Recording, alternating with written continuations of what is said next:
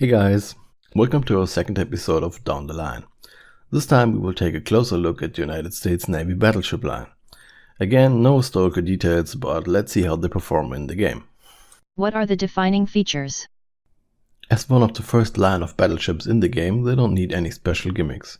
They may have a smaller gun caliber than the Japanese battleships, but make up for it by having more guns in total. Their anti-aircraft suit is also terrifying for enemy aircraft carriers. The mobility of the ships in low to mid-tier is quite limited by the low top speeds.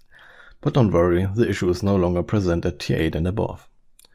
Worth noting is that the shell velocity is at the low end of the spectrum. What are the strengths and weaknesses? American battleships are fleet ships. Their limited speed at low tiers makes them an easy target, which leads to the conclusion that they are bad at defending against many opponents at the same time. But they do stand out in a supporting role.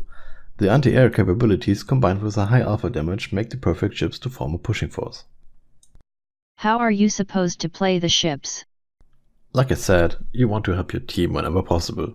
This means that you don't sit at the back of the map and try to hit enemies that are more than 60 kilometers away. Instead, you follow your team and provide fire support on all kinds of targets. This includes destroyers.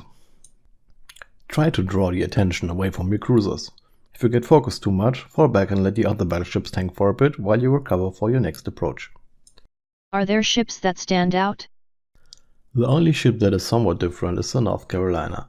It's the first ship in the line with decent speed and mobility. It also has the unique feature of the slowest shell velocity of the entire line. That means that it gets very hard to hit targets at longer range, but if the shells hit, they will definitely hurt. Are there ships you could use for competitive play? Absolutely, the North Carolina as well as the Montana are used in competitive ship lineups. The Tier 8 ship serves as a massive AA platform, but their guns do also pack a punch and can be devastating to everything that shows the slightest amount of broadside. The Montana is your heavy-hitting fleet support. As well as the North Carolina, it is able to defend itself against air attacks. She may not have the fast reload or shell speed of other battleships, but compensates for it by having very accurate guns with many shells per salvo. How do you rate the line? Battleships are honestly the easiest class to play. That leaves 2 stars for skill required. Why 2? Well, most of the other battleship lines will probably get 1 star. The thing is that American ones require a basic understanding of positioning. Rating the impact of battleships is difficult. If you play well and support your team, this category could easily get 5 stars.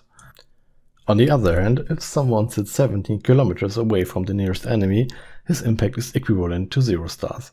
Let's just go with solid 3 stars for this category. So, that's it for the American battleships. As always, please leave feedback, we hope you enjoyed it and we will see you on the battlefield. Thank you and goodbye.